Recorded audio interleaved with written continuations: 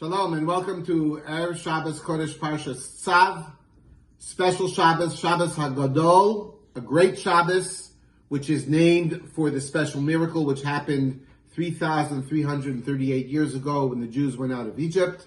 There was a special command that the Jewish people were to take the seh, the sheep, which was the god of the Egyptians, tie it up and put it at their bedposts and get ready to sacrifice the Paschal lamb a few days later. This, of course, was a tremendous insult to the Egyptian people, so much so that all the elder sons came to their parents and said, how can you allow this to happen? This is terrible.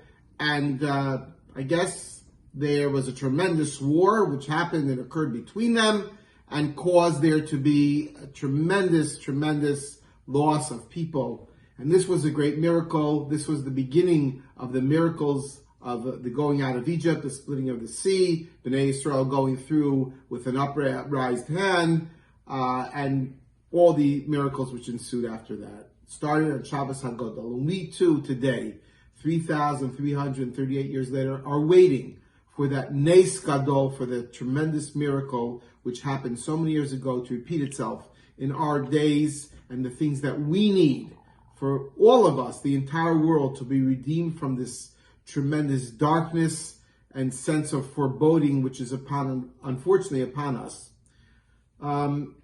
This Shabbos, we prepare for Pesach.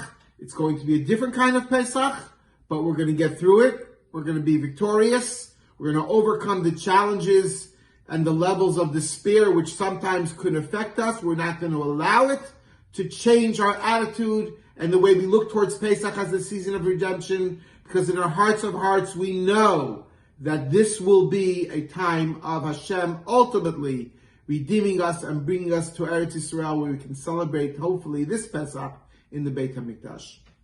It's interesting that in the early morning prayers, when we daven each morning, we say Baruch She'amar, a very famous prayer. And we say, within that prayer, we say the words Baruch Gozer Umkayem. In our lauding God Almighty and giving Him praise, we say, blessed be God who decrees and fulfills. And the question is, what does that mean? Of course, if God decrees, and decrees in general, the word Gezerah has a negative connotation, then if God decreed something unfortunate to befall the world, then certainly He's going to fulfill it. I heard a very beautiful explanation as to why we say the words Baruch Gozer Umekayem. Baruch Gozer means sometimes, inevitably, there's going to be a Gzerah. There will be a terrible decree upon the world and upon Jewish people. And although we're going to work diligently to overcome it, we're not going to escape without some causes which unfortunately will fall by the wayside, without some things in our heritage, in our lives, which are going to be permanently changed. But we say, Baruch Gozer, God, we bless you because you decree. But we also bless you because Mikayem, you make sure that we're fulfilled. You make sure that although there is a terrible decree, you will sustain us. You will keep us strong. You'll give us the ability to work through this challenge. As difficult as it is, and for all of us, we can't wrap our heads around this terrible thing which is happening in the world. But we do have faith, Baruch Gozer Umekayem. God will sustain us through this difficult time. We will emerge strong. And as someone mentioned to me, and I think it's so true, we don't ask God, please, let's get back to the way the world was. Let's get back to a regular routine before all this terrible mishagas came upon us. No, that's not what we want. We want the world to be 10 and 100 times better than what it was. We ask and we plead by God Almighty's throne that once you take away this terrible decree, it's not just something we go back to life as usual. No, we want the full redemption. We want Mashiach to come. We want peace. We want happiness. We want health. We don't want to deal with these difficulties that we've had to deal with for 2,000 years of galus of the exile. We want God to fulfill His promise to mankind that Mashiach will come and usher in a new era for everyone in this world.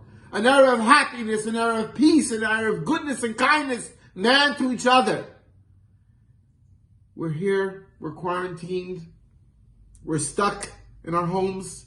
It doesn't have to be stuck in our homes. We can enjoy every moment that we have with our families. We can enjoy every moment that we have to open up a book and read a little Chumash, read a little Mishnah, study some Chassidut, some Torah that the Rebbe explains beautiful concepts to us. We can make sure we use our time where we grow together as a family. We can say now we can keep Shabbos on time. Nobody's telling us to go anywhere else. We have nothing else to do.